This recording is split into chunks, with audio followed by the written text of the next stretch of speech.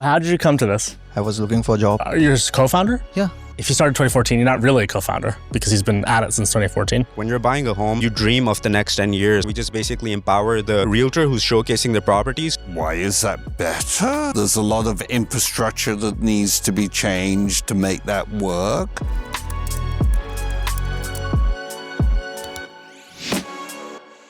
All right, what's your name? Hey guys, my name's Asfandyar. Are you ready to pitch? Yep. Awesome, you have a minute. What are you building? Yeah, so I'm building Shuffle, which is a computer vision platform for retail and real estate. The problem is static images don't really tell the story for a space or a product. So we're bringing in AR, 3D visualization using AI automation. And we're working with retail clients and also real estate clients. On the real estate side, people are really concerned with how their properties are supposed to be sold before sometimes they're even built. So we're designing immersive showrooms and showcasing their properties in a way that is interactive for potential investors and buyers before they're even ready. And on the retail side, it's just classic AR catalogs, which only IKEA and Wayfair have. So the other brands are kind of missing out because of that monopoly. So we think there's a lot of horizontal communication between the two spaces, and we're bridging that gap with Shuffle. Under a minute. What platform does it work on? So our platform, basically, it's web-based, but Hardware. we're GPUs. So, okay, so the visualization is on the screen, not a headset. We can have it on a headset, but we're waiting for the form factor to reduce to put our focus in it then. Okay. I kind of got a little bit lost in the middle there where you went to this retail use case. You mentioned Wayfair and Amazon, I think. So in one case, it's showrooms for future vision of real estate or current. Yes. In the other case, it's furniture, or were you not trying to say that? Well, no, I was trying to say that. So it's retail in general. It could be any product, but we're keeping the focus on furniture because of the communication with the real estate So it is side. real estate and furniture. Yes. And any retail. Any retail could be applied, but we're keeping it furniture because the real estate agents are then using those AR catalogs to showcase empty properties as well. So we think there's a nice communication there between both sides. So they're taking a picture of the empty property and then putting the furniture in them. They can do that. They can upscale the listing image as well. They could virtually stage the listing image, or they could walk into this room, let's say, with their prospect, take out their phone and be like, we can have a painting over there. We can have this chandelier over there, and just giving a more immersive tour, setting themselves apart from another broker. Okay. Why offer it also separately? Say more? Or maybe I'm misunderstanding from the pitch perspective. Can people access the retail product without a broker?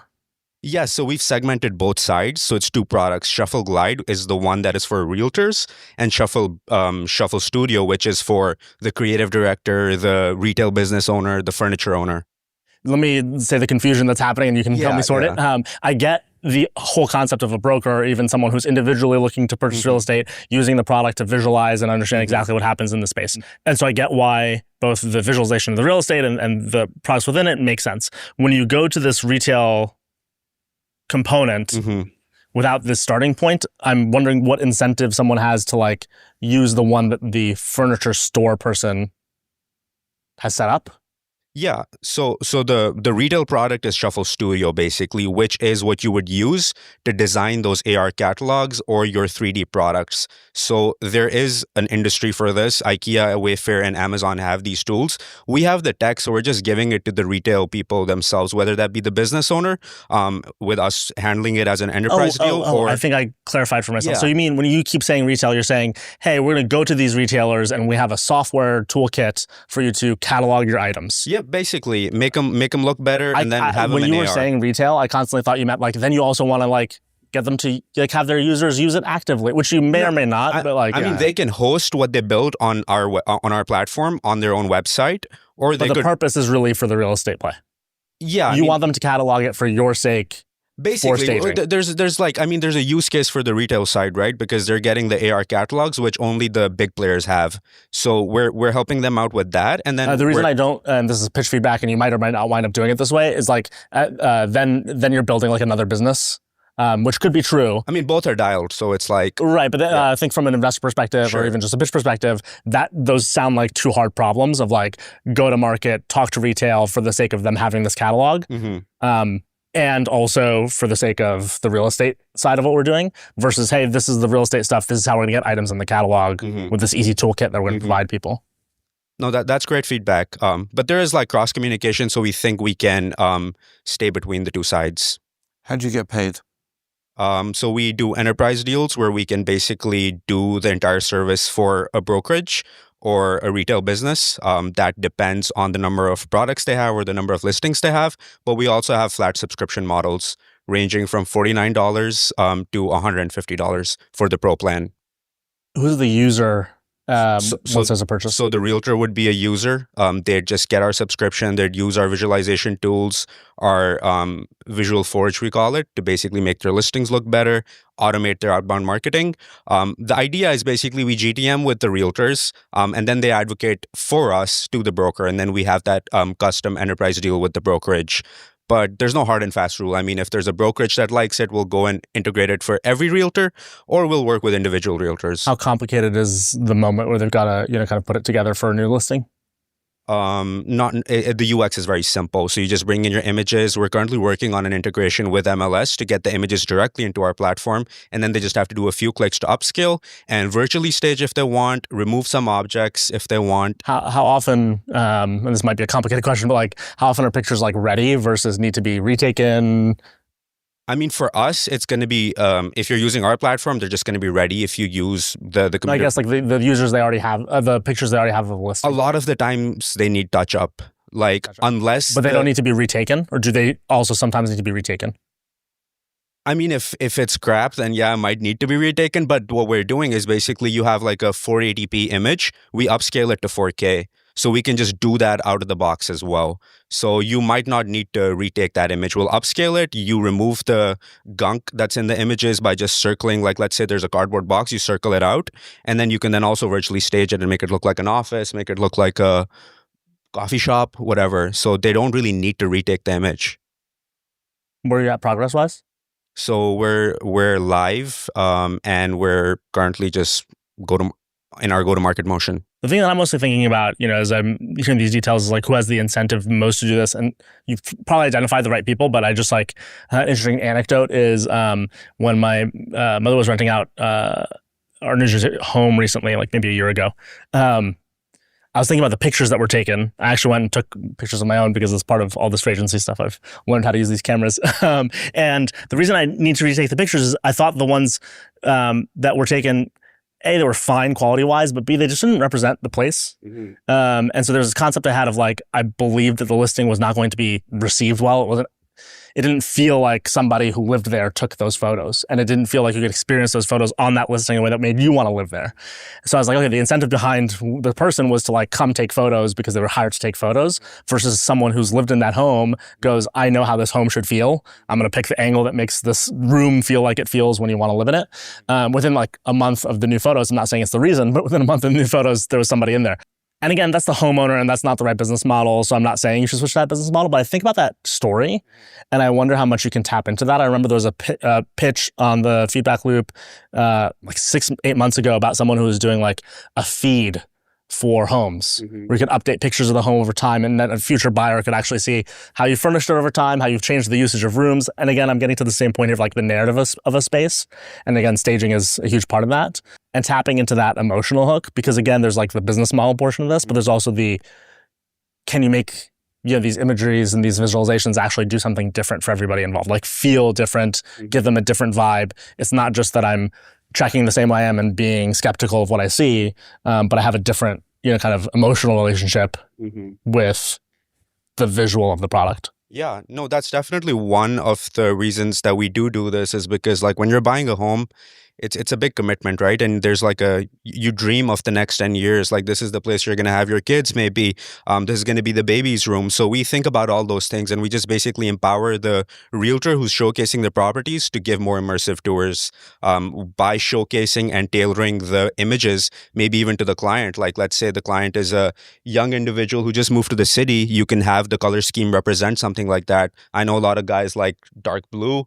Maybe you want a football jersey up there. You can represent it like that and showcase that to your client and just garner a better relationship with them.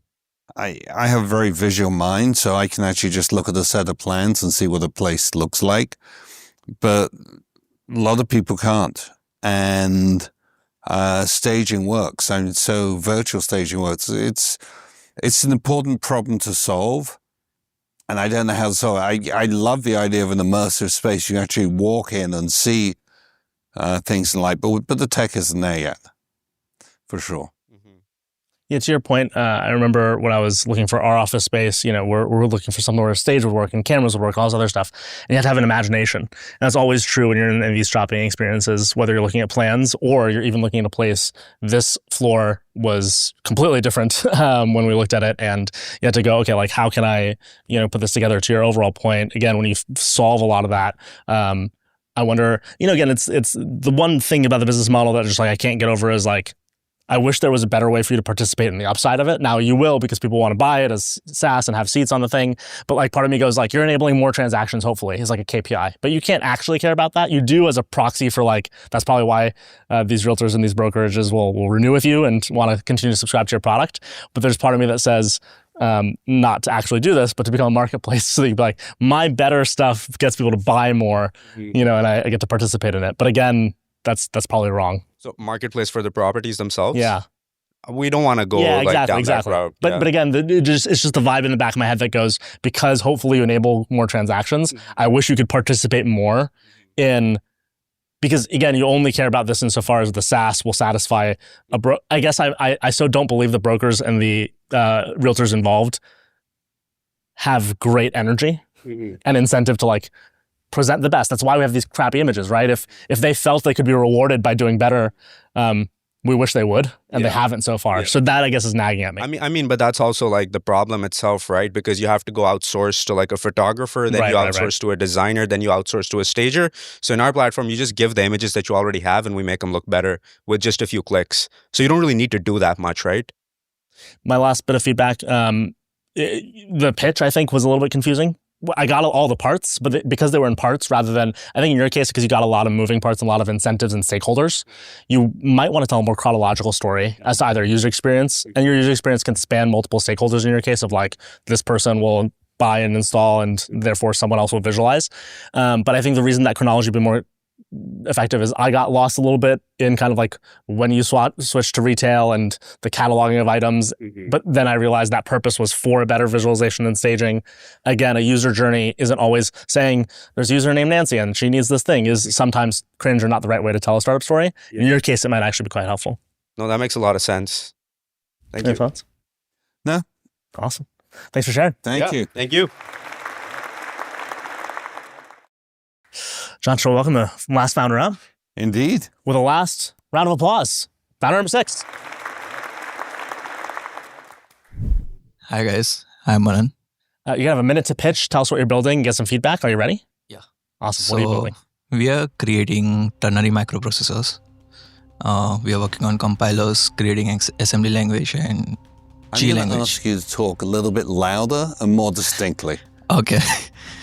Hello. Now good? Yeah. So we are creating ternary microprocessors and assembly language, compiler, and G language. It's same as C language. Ternary microprocessor is something uses zeros, 1 and 2. And if you know about binary works on 0 and 1s. So if we use 0, 1 and 2, then it calculates way faster compared to binary. It's energy efficient. Less energy is used.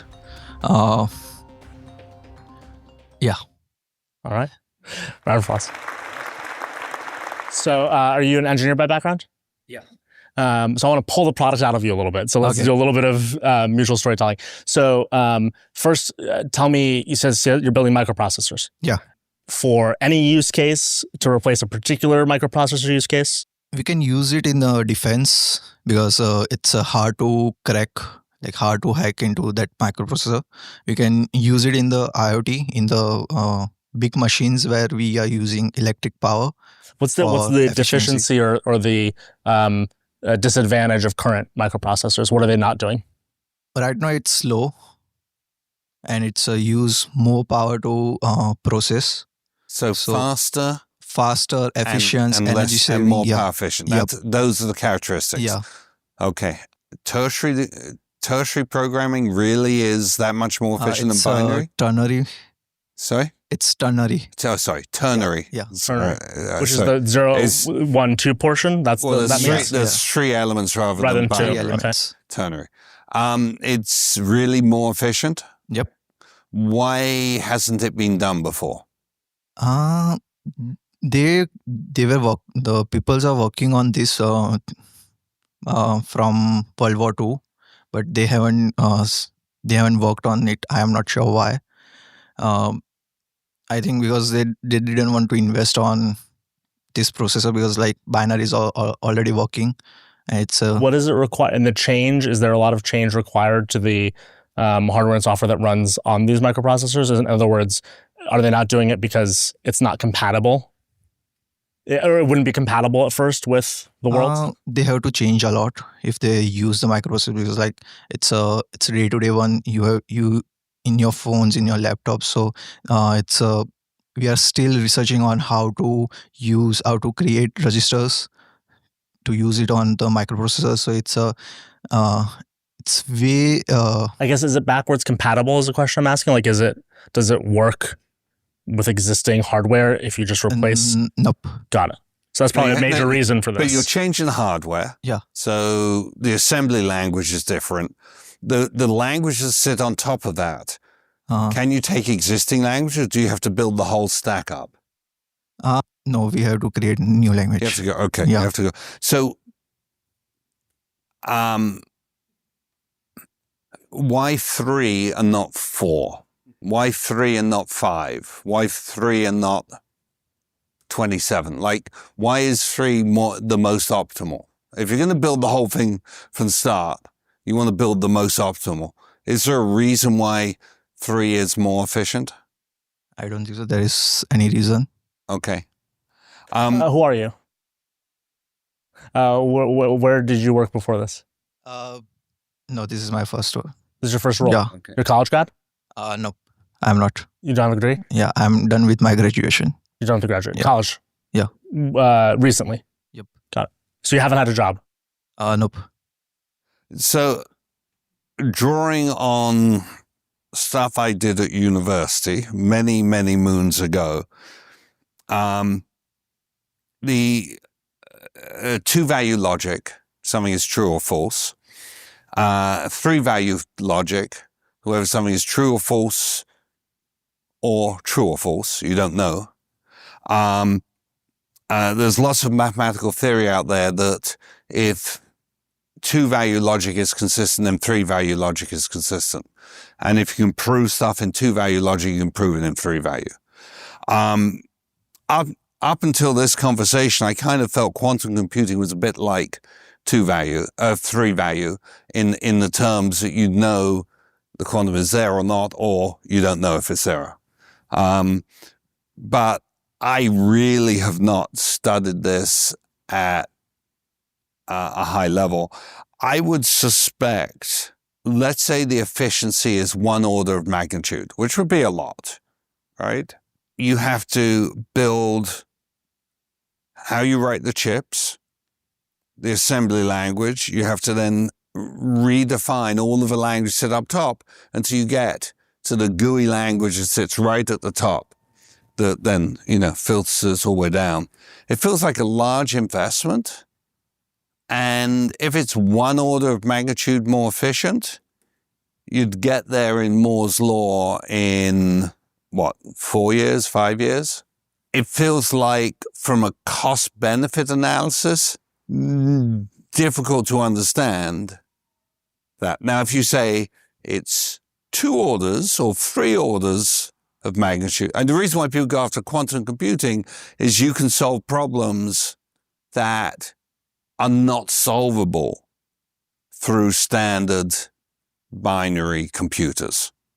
But yeah, it'd be interesting to understand the theoretical underpinnings of the benefit. Now, if it's massive, then maybe you can attract capital. But think of all the money that's gone into quantum computing today, and we still don't have quantum computers that are really functional on an everyday basis. So it feels like it's a heavy lift. Yeah. How did you come to this? So I'm not the founder. I'm a co-founder. Okay. So I met this founder on LinkedIn. Okay. I was looking for a job. Okay. And he was offering me a free internship. Okay. So I just I like his idea. So right now I'm a part of it. Yeah. Cool. Who is he? What does Uh, he do? What did he do before this? he's doing this from 2014 full time. Since 2014? Yeah. Okay, got it. So he has some nice idea compared to me, but he's not here right now. So I am on behalf of Got it. him. You're his co-founder? Yeah. When did you join the company? 6 months back. Okay. I'm confused. Why? I'll tell you all the reasons I'm confused. If you started 2014, you're not really a co-founder because he's been at it since 2014. I'm not hearing from you, and this is the thing I would want to hear, the narrative as to why you think you've stumbled onto the innovation and how, right? And so if you're telling the story, what I want to hear is, this is why I'm asking, who are you? Who is he? What is going on here? Starting startups, I don't need a lot of that. And even sometimes I'll disagree with, John doesn't do this, but there are investors who get up on stage who go, I want to hear about you. And I go, I don't care in some cases. But in some cases, I really care because this is all about who you are and if this is possible, if I believe you, if this is something you're going to be able to do. And I'm not getting the narrative of well, I studied this and then I realized this because of this project I was working on that led to, right? And it could be about him, right? You could tell his story. You could be like, well, he was working on this. Here's the realization. Here's the gap. And he realized we could do. And that's the sort of narrative that you need to build. And again, part of that probably in this case, because of how technical the project and undertaking is going to be, is about your credentials. It's about your qualifications to do so. So I'm confused as to the co-founder relationship. And I'm looking for, trying to give you opportunities to tell me why we're having this conversation other than the fact you founded Illuma, which I appreciate. And that's what I would be looking for. Yeah. And also it's important to explain why this different paradigm than the paradigm that the multi-trillion-dollar computer ecosystem is built on is better. And how much is it better? And why would you do things differently? It would start with a narrative that would sound something like our cell phones could be this much more energy optimized or powerful. It would start with a narrative. And again, this is where you got to find it even if it's future oriented. But only if you built chips, right, that people could use, with software you could use, with all the way through. Exactly. And that's there's multiple layers of evidence here in storytelling. And it sounds like it might be your first time pitching. It's my first time. So. You got it. And so a lot of this is, there's a lot of distance you have to cover. And so maybe this is also about your co-founder and where he either steps in or doesn't step in and et cetera. But that's the gap currently. It's put it this way. Let's say you say, we're building square wheels. I go why is that better?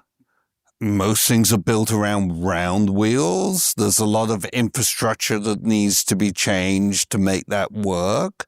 It comes over a little bit like that. It's we all assume that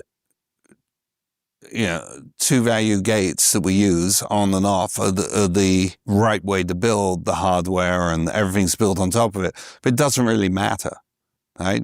When something better comes along, and if it's something better, it'll change it. We didn't stop using whale oil for lighting because we ran out of whales. And we won't stop using oil because we ran out of oil. We'll stop using oil because something better will come along. One of the analogies coming to mind, John, as you're talking about this, I don't know if this project is working. So when I tell this story, caveat that I think I still don't understand it really, but I think there's a narrative that isn't told about it. So Elon's boring tunnels. So about these boring tunnels out in Vegas and whatever? Often I'll see people on Twitter or in conversation, they'll go I still don't understand, it's a one lane thing where a car is going one at a time. Why in the world does Elon think this is a better way for us to travel? And again, I don't know that it's actually been effective in achieving this, but in my head, I go, I've heard about it and I understand the solution. He's not communicating enough, which is the assumption is, okay, yes, we can drive and these cars and roads and all of this seem optimized up top, but if you could be below ground, you could have a tunnel that's one lane at a time, you could send the cars. because there's no concept of driving or traffic. And so the cars that are taking a consistent pathway, let's say from one portion of Vegas to another, could actually go 250 miles an hour because we have them on a track and there's no accident, there's no routing, there's no decision-making process. And so the new modem or the new modality here will be more effective at this particular method of transportation. Again, I don't know if that's wound up being true, but that would be the story. And you guys should have a similar story. And that's to John's point, right? It's like you need the ability for me to understand that if everything's going to change, there's a good consequence on the other side of that. But congratulations on your first pitch. Appreciate it. Thank you. There's a ton of ideas and a ton of people building, and that just doesn't change. I mean, the opportunity set out there is enormous, and great companies are going to be built that get founded in 2025. The best time to start a company was last week. Love that. And that's always been the case. The notion of pitching, and this is goes to your starter conversation this evening in terms of AI and impact in 2025, you have an obligation to talk about the ways in which, whether it's AI, maybe the microprocessor case doesn't have to do this as much because it's literal technology that might be differentiated and AI might or might not help him in certain ways. But to talk about how it's going to impact your business, to some of the questions we asked some of these folks, how foundational models might displace your business, but even to an investor showcasing an understanding of this stuff. I can't tell you how many founders I'll talk to, and I'll be like, 2 months ago, it might have been like, have you played with Flash Thinking 2.0, which is Google's thinking model, its reasoning model, which was out in like November, December before DeepSeek. But most people in tech, for some reason, who played with Flash Thinking 2.0 in November, December of last year in Google's product, one person. And this is a good example. Today, there are tons of these products where you have to kind of get an understanding, because that was only available for a long time in AI Studio, which is Google's completely free platform that anyone can log into. It's meant for developers, but it's where they release their experimental models. And when I hear someone hasn't used it who's building an AI, I go like, are you insane? Like, how are you not paying enough attention to know that this model exists? Is an AI Studio free for you to use and free for you to try? And there's I go through this pretty much every 3 months. There literally is no textbook. That's true. And there's no linear progression. It is like every day there's a dozen new things. This is where my unhealthy and obsessive addiction to Twitter really comes in handy. Because you need a fire hose. You need a fire hose of like, to your point, there's no textbook. It's not linear. And some of the newsletters out there might be a proxy for this, but you need to hear people. AI sitting on your fire hose. That's true. But you need to hear people tune in, which is why I also love your whole point about the cross-functional cross-portfolio. Last time I was here, I asked the audience a question. Actually, 2 questions, I guess. So just show of hands, how many people have ever had a ChatGPT subscription? Nice. What do you think? 60%? About 60. How many have a ChatGPT subscription today? Ooh, that's far less than I thought. About half. That turned to maybe a little less than half. It's a little more. It was more than last time. Oh, way more than last time. Yeah. How many Pro? The $200 a month. Good on you. And for those using Pro, do you think you're underpaying or overpaying? Just shout. No one's comfortable with the transaction, which tells you something, but they're not unsubscribing, which also tells you something, hopefully. Yeah. The tool set in front of people is it's just amazing today what you can do. I mean, you're not only walking around with a supercomputer in your pocket, but you can tap into tools today that are just stunning in what they can deliver to you, right away. It's ridiculous. And if people aren't leveraging these, and the problem is it's not linear. So it's like new tools come out every moment, but it's just amazing the problem solving tool sets that people have today versus what I had when I was growing up. And I can't imagine what they're going to be in a few decades, for sure. Yeah. Speaking of this non-linearity, let's close with, I'll make 3 recommendations as to products everyone in this room should try. The first is, it's called like Flow With, and it's really interesting from a user experience standpoint. It's not an amazing essential product. It tries to replace your usage of the foundational apps, I don't know if it's there, but the user experience is really interesting because it has a bunch of branching logic. It's kind of like if you took flowcharts as your interface instead of prompt and response chat. So you can take a question and you can ask it of, they have all the models in there, so Claude, and then you could branch a different question. And then you could branch that question off into another subtopic. And then you could prompt them to kind of flow in parallel. And then you can kind of bring it back together for synthesis. In other words, multiple conversation threads all in front of you at once, and an interesting user experience where a lot of people aren't kind of innovating in this user experience of LLMs. That's one product for everybody to try and get an understanding of user experience that's differentiated. The next is, probably all of you have tried this once, but you need to go back to Midjourney. And you need to go back to Midjourney and play with personalization. You need to understand, in particular, style reference codes. So if you use Midjourney enough nowadays, you'll understand not only are you getting a personalized model that's fine-tuned to all the images you've liked on their platform, but now you also get to share and distribute your profile and style codes. And so these numbers that are different strings that impose a style. I might like blue, or I might want something to look more 3D or whatever it is.